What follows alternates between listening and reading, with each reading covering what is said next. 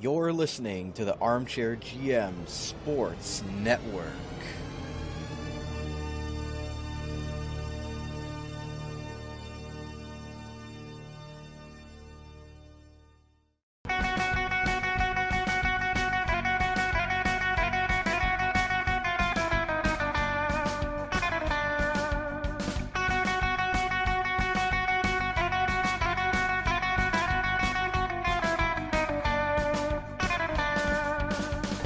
You're listening to the Niagara Hockey Lowdown Sabres edition, your source for all news, press conference reactions, analysis, and objective discussions regarding the NHL's Buffalo Sabres from right here in the Niagara region.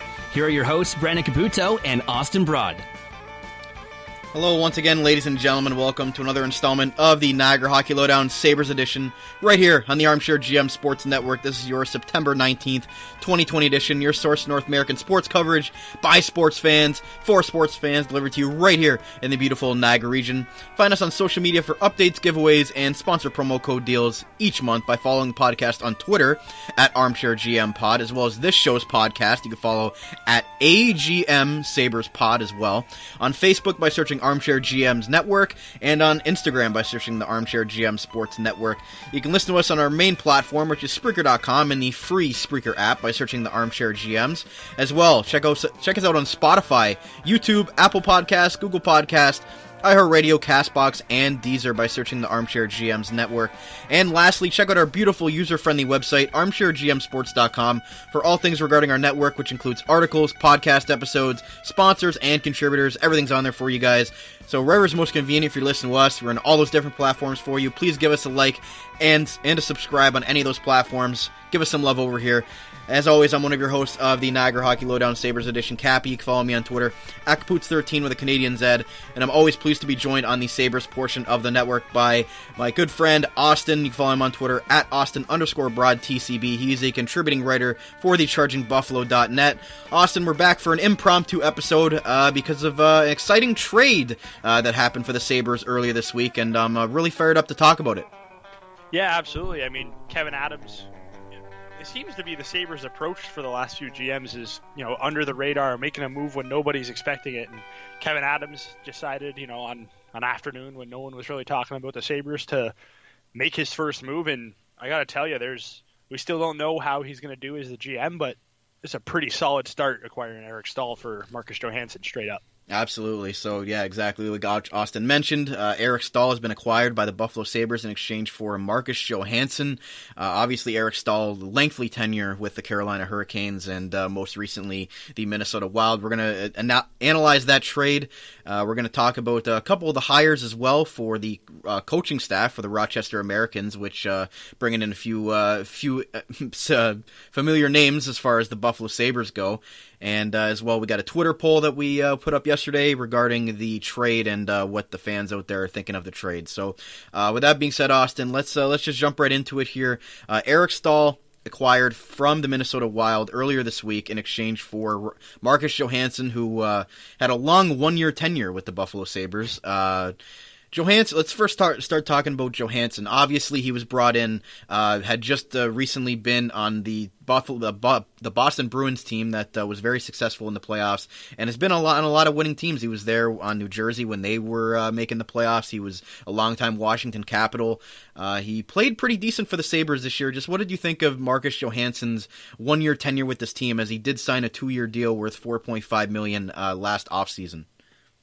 Yeah, so I mean, Marcus Johannson was and still is a relatively effective winger. Like, he's good in transition. He's smart. I think he did produce a little bit here in Buffalo, but the whole issue was with Buffalo is that they didn't. It's hard to say. Like, he's brought in to be a center when he's not really a center. He's more effective as a winger. Washington knew that. Boston knew that. I think Buffalo did know that, but with a gaping hole at second line center, they needed something to fill it, and rather than, getting a true legitimate centerman, they said, we'll try Marcus Johannson and see how it works. And for the most part, it just didn't work. So I think that's mainly why he's gone. I mean, even Minnesota, for some reason, is bringing him in to play center. So I don't really know what his future is going to hold in the NHL, because I think he's a very good player, but he's a winger. He's not a center.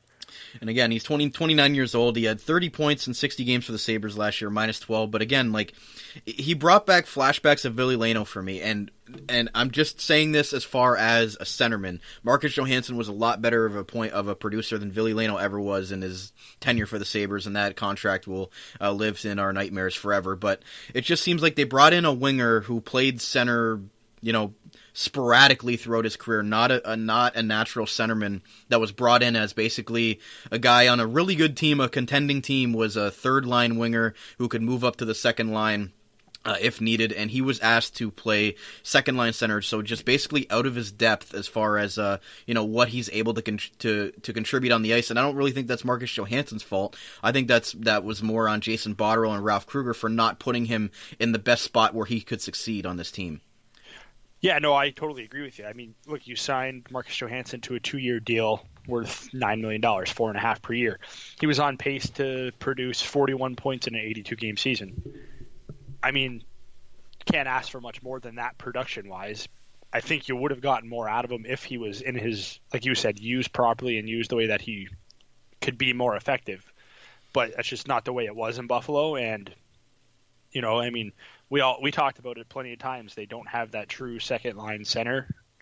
And, try as he may, they wanted Johannson to be that.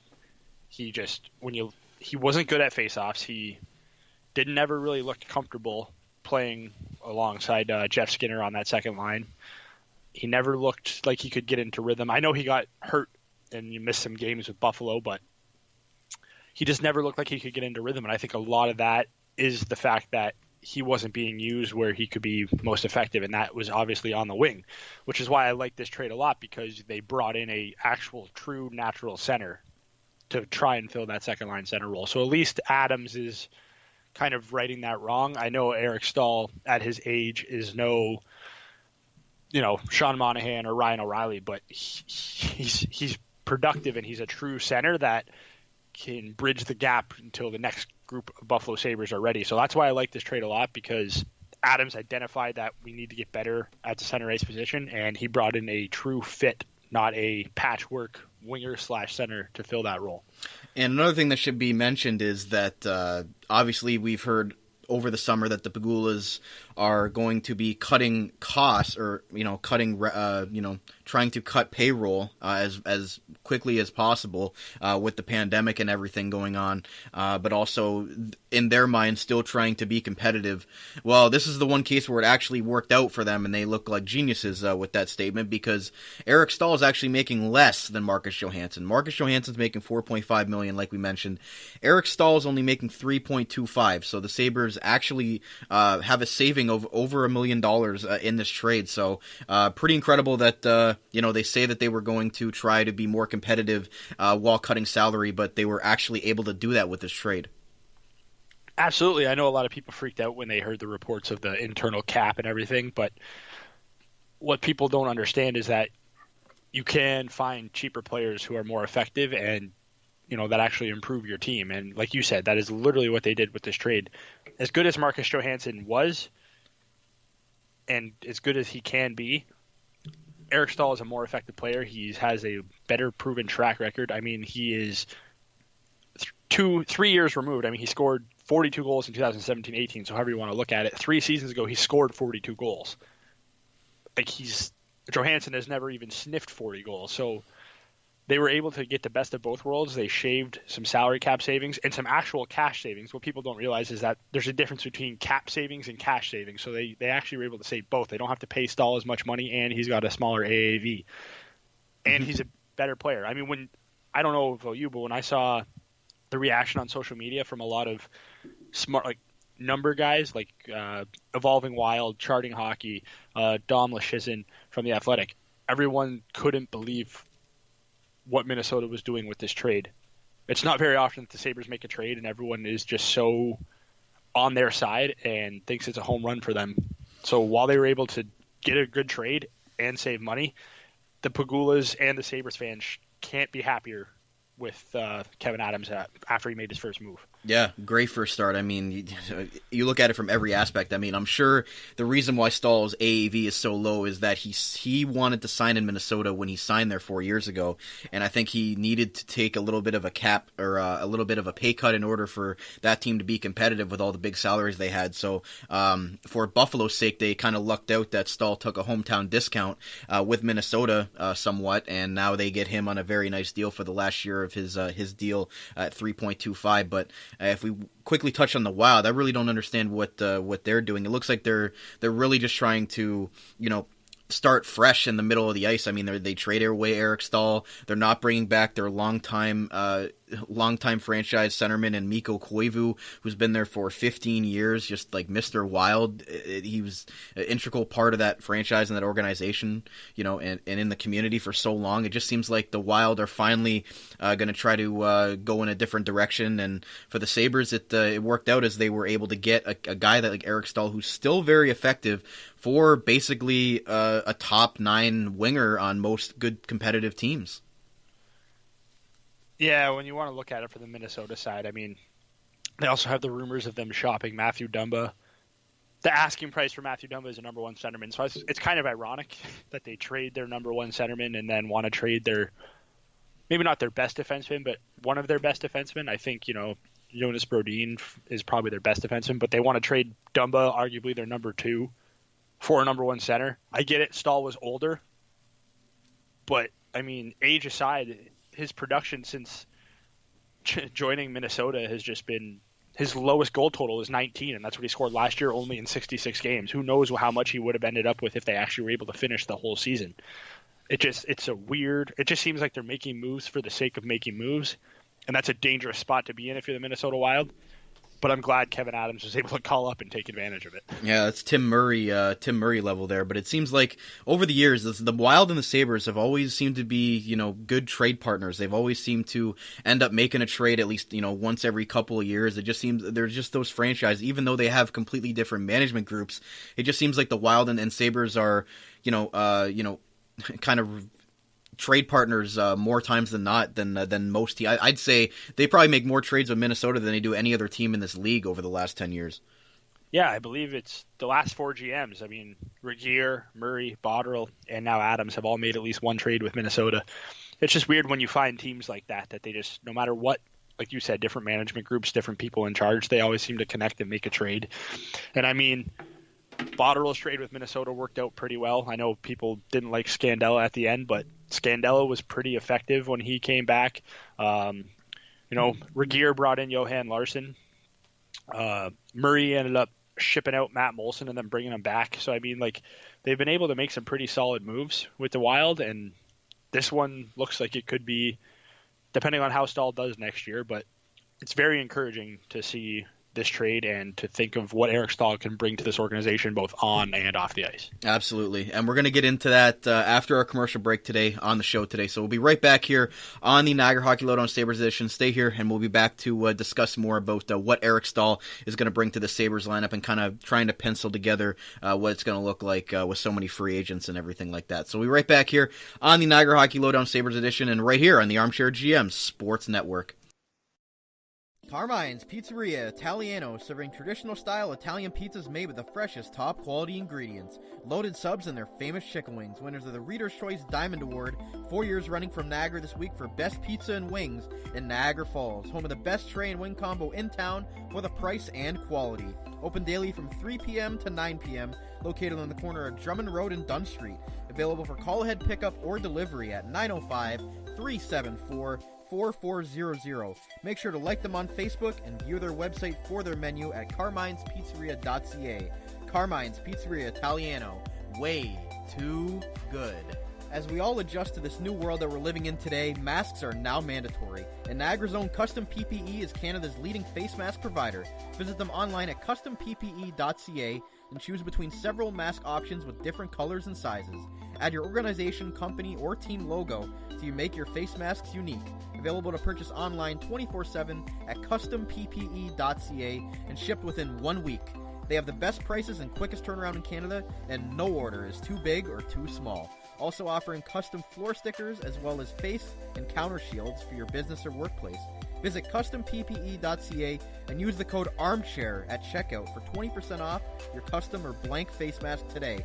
Custom PPE, Canada's leading face mask provider.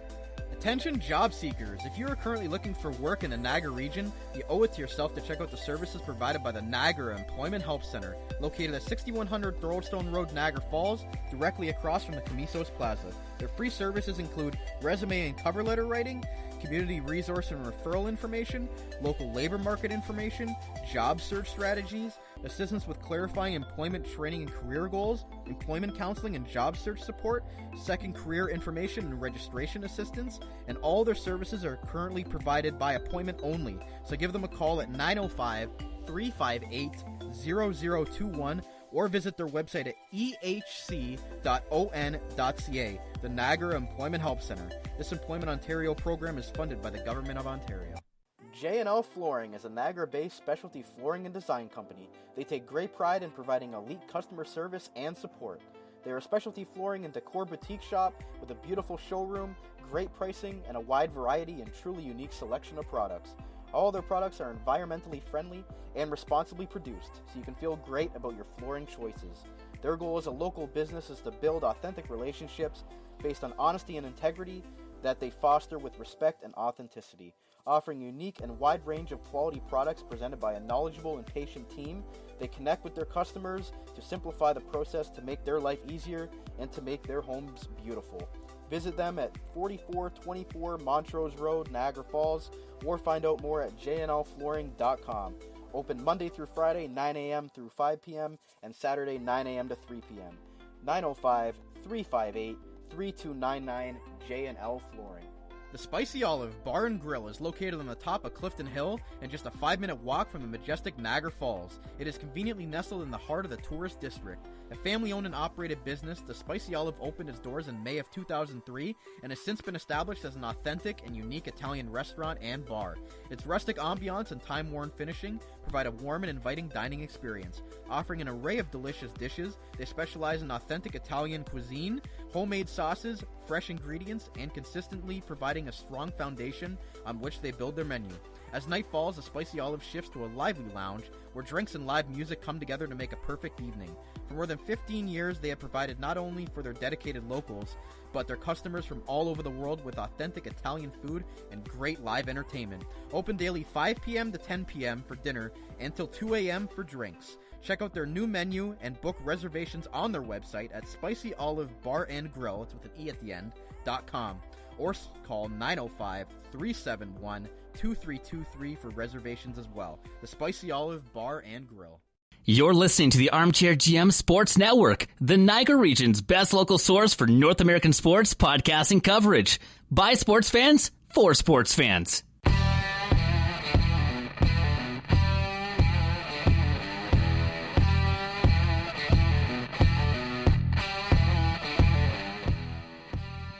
All right, guys, welcome back to the second segment of today's Niagara Hockey Lowdown Sabres edition. Austin and Cappy back with you here. And Austin, let's quickly jump into talking about the other side of the trade. We talked about what it did for Minnesota and losing Marcus Johannson from the Sabres lineup. Let's talk about what Eric Staal is going to bring to the Sabres lineup. And this segment's brought to you by Carmine's Pizzeria Italiano, home of the best pizza and wing combos in Niagara Falls. Call today, 905-374-4400 and carmine'spizzeria.ca. This month's promo code is Armchair Bacon for 10% off your entire order when you call for call-ahead pickup or delivery. Carmine's Pizzeria Italiano, way too good. So, Austin, let's look at Eric Staal and what he's done lately with the Minnesota Wild. We know what he did with the Carolina Hurricanes, in his one half a season with the New York Rangers, but most notably with the Minnesota Wild here. And I mean, these point totals are good. Like, for a guy in his mid-30s, I mean, this is pretty solid production. If you're Minnesota, you have to be pretty happy with what he was able to bring you, in the later stages of his career here. I mean, going from 16-17 and on here, his point totals were 65 in 82 games, 76 in 82 games, which you had mentioned in the first segment. He scored 42 goals in that season as well. In 18-19, he had 52 points in 81 games, and in the shortened season this year, he had 47 points in 66 games. So again, very solid numbers for a guy in his mid-30s who is considered a two-way center, and a guy that's really, if you had to have a blueprint of what the Sabres needed, this is the guy that fits most of those qualities as a second-line center and what Buffalo was in dire need of since trading away Ryan O'Reilly a few years ago. Oh, absolutely. I mean, his production, he had, aside from his last year in Carolina, where it was a very down year when he totaled 39 points in 83 regular season games, because that was the year he was shipped to the Rangers, he's not been below 50 points in his NHL career. The fact that his numbers have actually not gone up, but vastly improved since he hit Minnesota, 65, 76, 52, and 47 points in 66 games is very, very good for a 35-year-old player. He's going to come into the Sabres. He's going to be their hands-down number 2 center to start the season. I don't think there's really any competition for him unless another big trade comes in the works. But right now, I mean, if you're Kevin Adams, you have to be thrilled with what he is able to do on the ice. But Kevin Adams knows what he can do off the ice as well. He was a teammate of his. They won a cup together. If anyone knows Eric Staal and how he's going to fit into a locker room, it's Kevin Adams. So I think that you're going to see him be able to mentor guys like Dylan Cousins, Casey Middlestat, and even to an extent, he's going to be able to help Jack Eichel. Jack Eichel is a franchise player on a team that hasn't really lived up to the expectations. Well, Carolina was very solid. There were some down years while Stahl was there, and he was the franchise player. He was the second overall pick in 2003. He's been through it all. If anyone can help this team, including Jack Eichel, it's Eric Staal. He's a very proven leader. He is, by all means, from everything that we've heard about him, he's a class act on and off the ice. But Eric also said himself, he's not some stuffy old man. He's going to come in, horse around, mess around with the guys, and just try and fit right in. I can't think of a more perfect addition to this team right now because of what he brings off the ice, what he brings on the ice, and the fact that he's only got 1 year left on his contract. Everything about this acquisition, I think, can check a box for the Sabres, and if anyone is unhappy with it, I really don't know why, because on the surface, there's nothing. I can't poke a hole in this trade.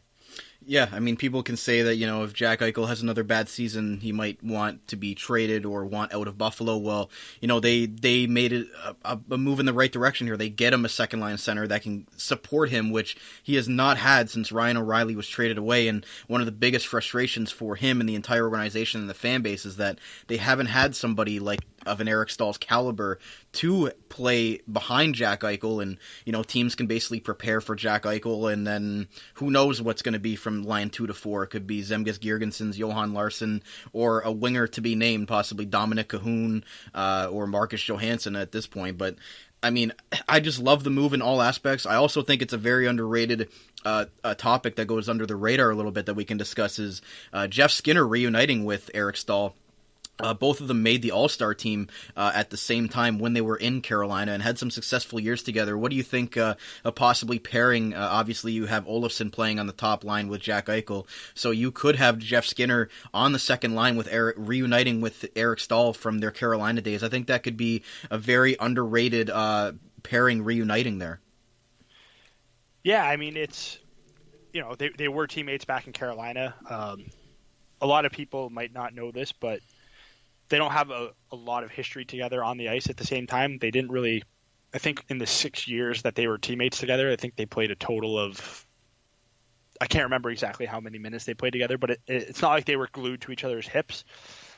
But there is some line history there, and I think if there is a way to try and ignite Jeff Skinner's offense again, it's getting him a center who has some two-way capabilities and who will get him the puck and set him up.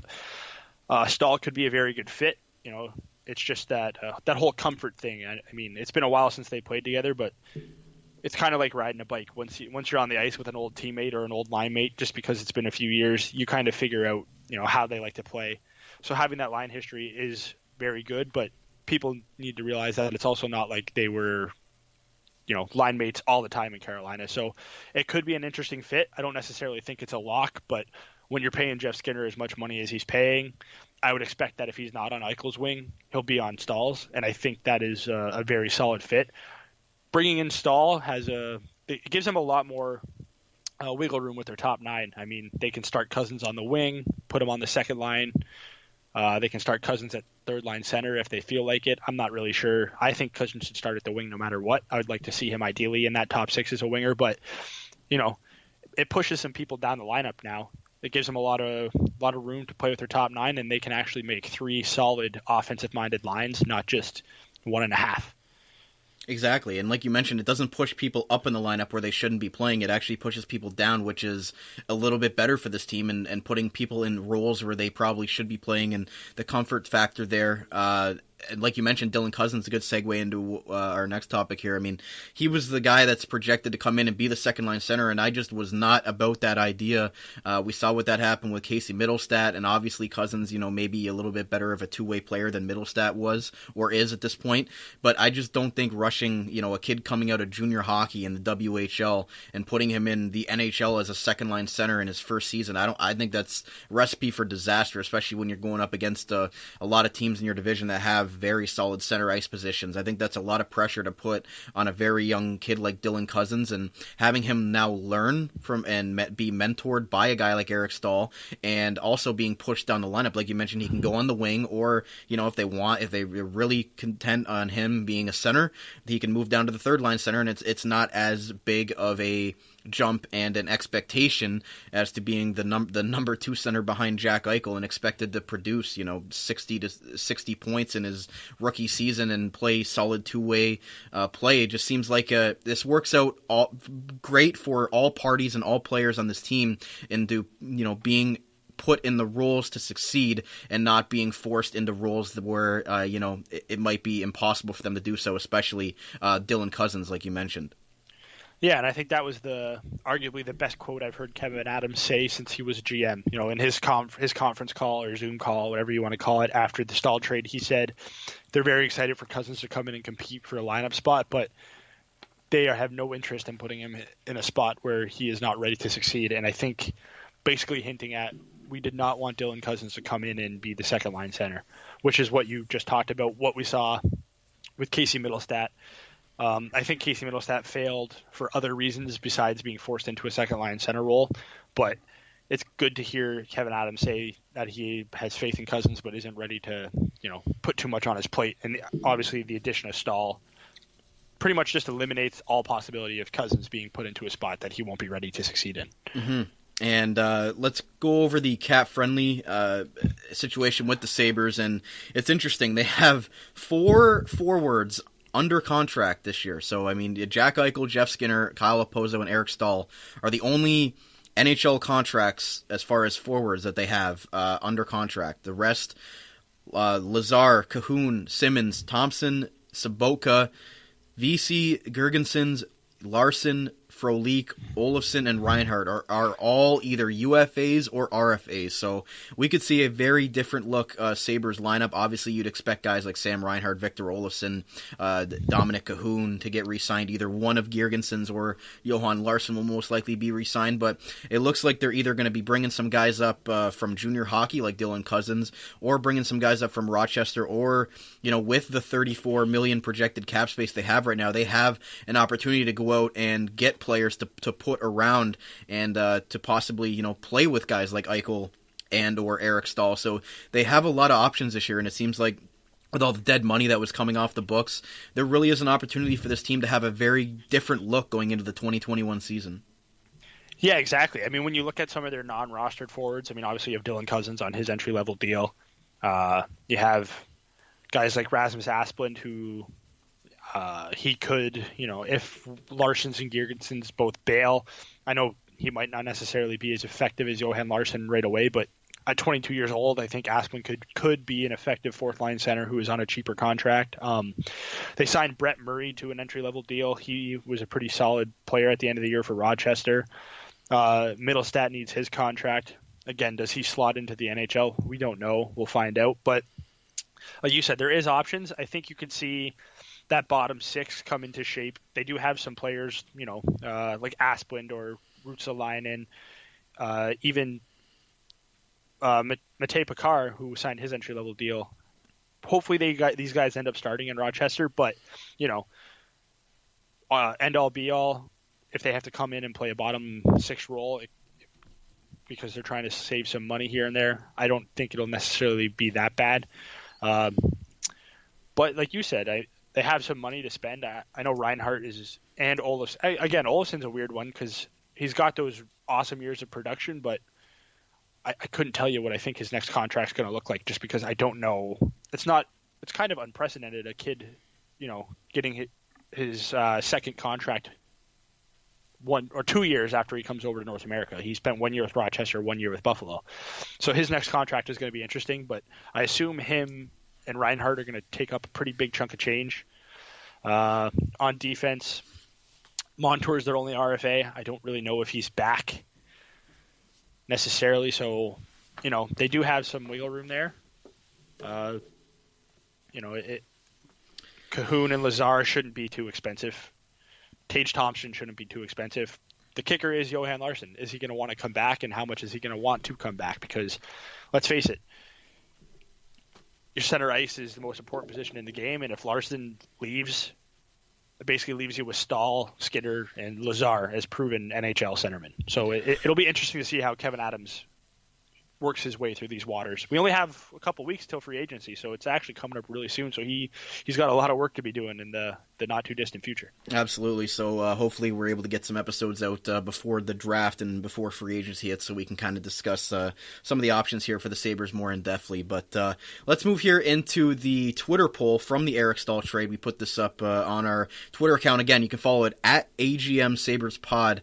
We're going to try to keep that up to date as much as possible with any Sabres news that's going on. And every time this podcast is released, it's also going to be posted on there as well. So make sure you're following us at AGM Sabres Pod. The Twitter poll we put up yesterday were thoughts on the Buffalo Sabres acquisition of Eric Staal from the Minnesota Wild in exchange for Marcus Johannson. From the Sabres perspective, the options were love it, hate it, cautiously optimistic, and indifferent.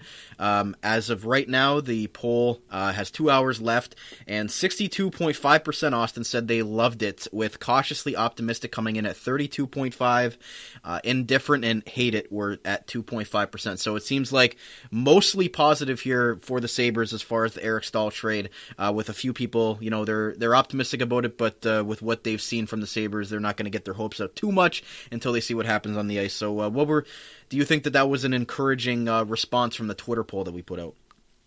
Absolutely. I mean, I understand people being cautiously optimistic. I mean, let's face it, Stahl is going to be 36.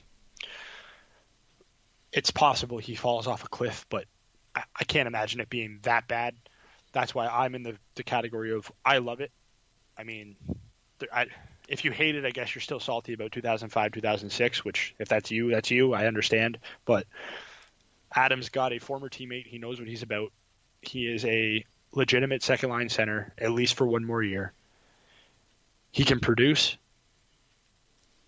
The people who hate it, I don't understand. I can't even think of a devil's advocate argument against this trade.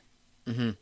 And I'm really excited about this trade. We'll have to see what happens on the ice, but from all indications, it seems like it's a very positive move, which again, in the Sabres Twitter land and Sabres social media can be a very dark place at times with a lot of negativity being bounced around no matter what they're posting about. But it seems like, again, just like this, along with the announcement of the new Royal Blue jerseys coming back, it seems like this, from what I've seen, it's been at least 95% positive with this trade. And for the Sabres, any good publicity is good for them right now, because they are in the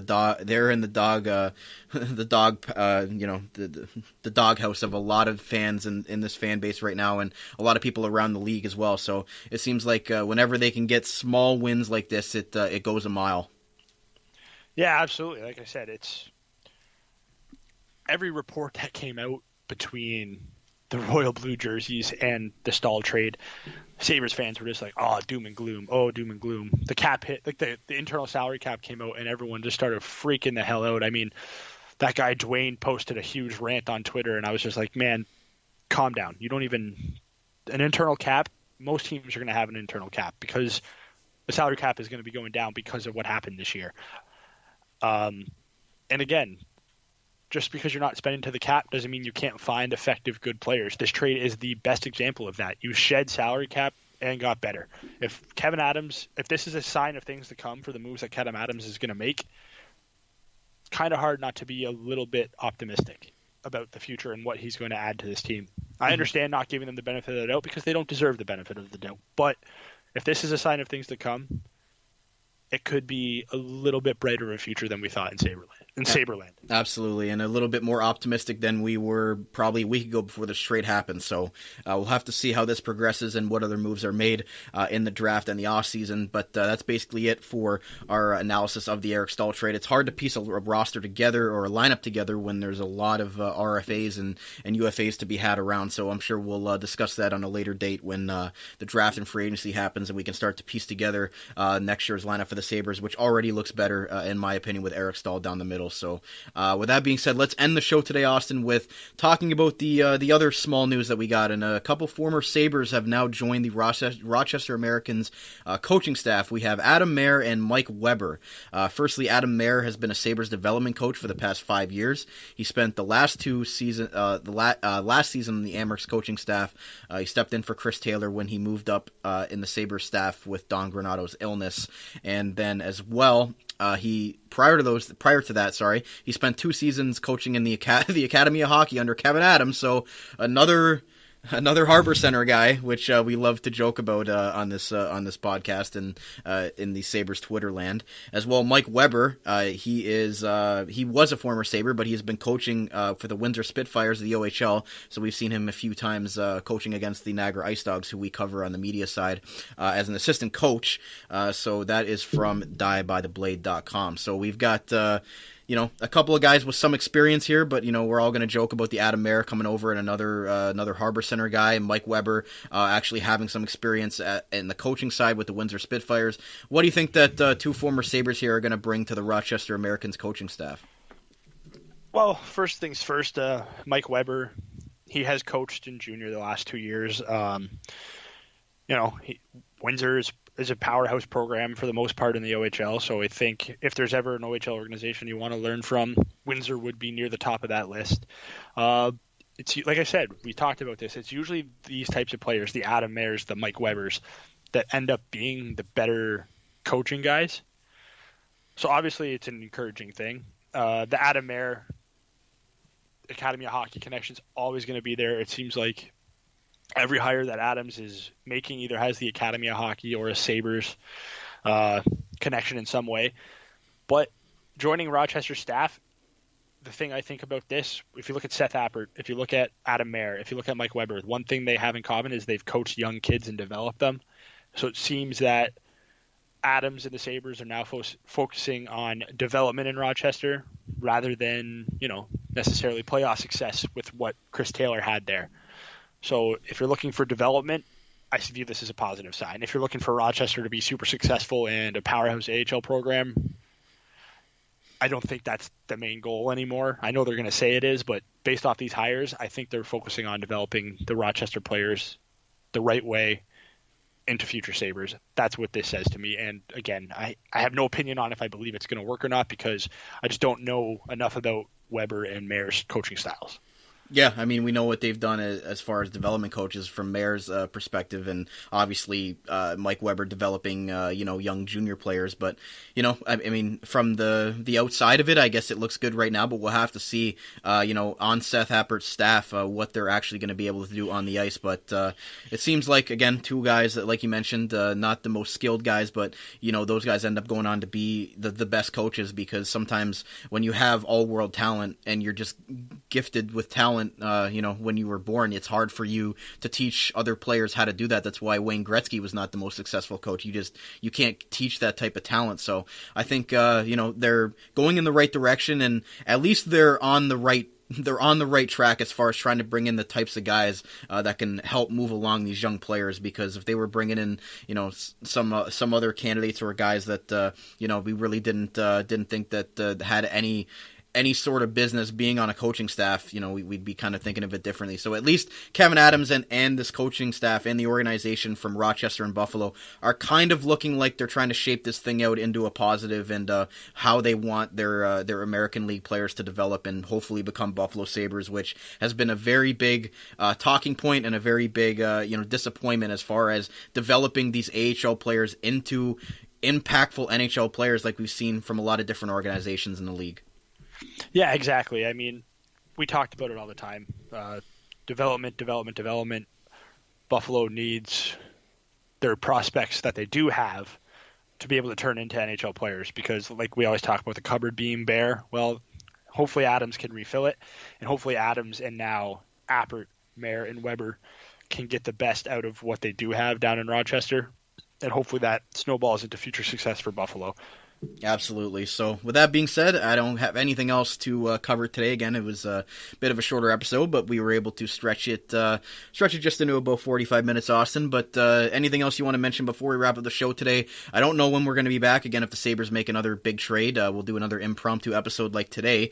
But with that being said, we might not have a show up until leading up to draft prep and free agency. So it's going to be an interesting 3 weeks coming up here for the Sabres to see what they're going to do with that 8th overall pick and what they're going to do with their re-signing phase as well as the free agency. So there's a lot of question marks here, but there's a lot of options here and a lot of creativity that could be made by Kevin Adams, and already a great move for his first move. So I'm excited for what's to come and what he can possibly do moving forward. Yeah, absolutely. He's going to be a busy guy in the next 2.5 to 3 weeks leading up to the draft and free agency right after.